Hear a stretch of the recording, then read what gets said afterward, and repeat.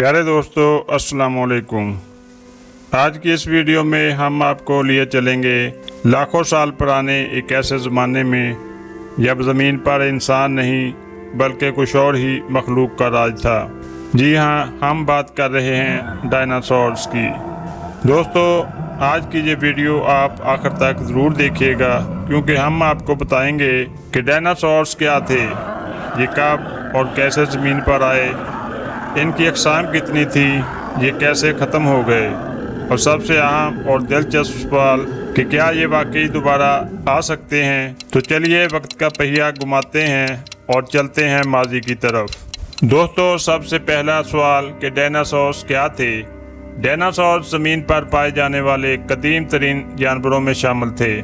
इनका नाम यूनानी ज़ुबान के दो अल्फाज से निकला, डायनास यानी खौफनाक और सॉर्स यानी छिपकली।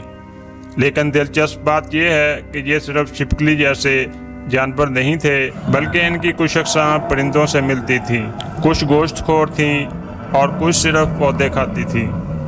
डायनासोर्स तकरीबन 23 करोड़ साल पहले मेसोज़ोइक दौर में ज़मीन पर नमूदार हुए।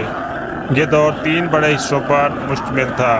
ट्रायसिक पीरियड 25 करोड़ से 20 करोड़ साल पहले, जुरासिक पीरियड 20 करोड़ से 15 करोड़ साल पहले का दौर, क्रिटेशियस पीरियड 15 करोड़ से 6.5 करोड़ साल पहले का।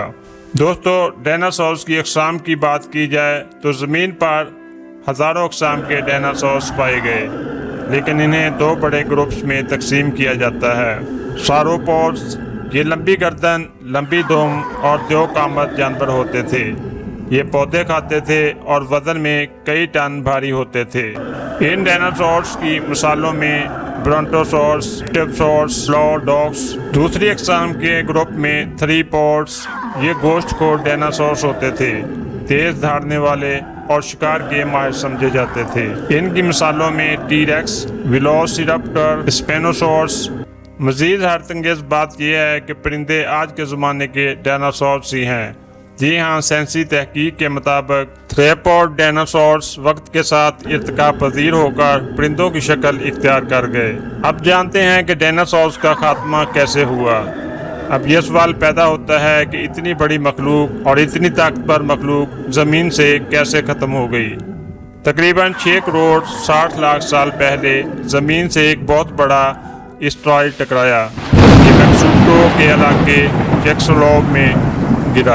ये टकराव इतना शदीद था कि दुनिया भर में आग लग गई, फ़ज़ा में गर्दो गुबार भर गया, सूरज की रोशनी ज़मीन तक पहुंचना बंद हो गई, पौधे ख़त्म हो गए और खुराक की किल्लत हो गई, और यूं आहिस्ता आहिस्ता डायनासोर्स भी ख़त्म हो गए।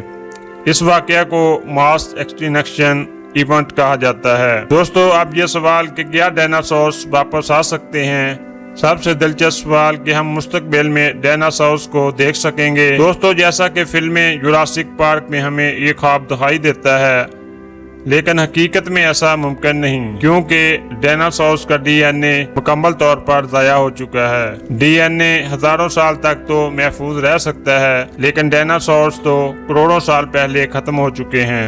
ताहम साइंसदान इन परिंदों जैसे जानवरों के ज़रिए इनके जीन्स को रीएडजस्ट करने की तहकीकात कर रहे हैं, तो शायद मुस्तकबिल में कुछ डायनासोर जैसी मखलूक़ात मुमकिन हो सकें, लेकिन हकीकी डायनासोर शायद कभी नहीं।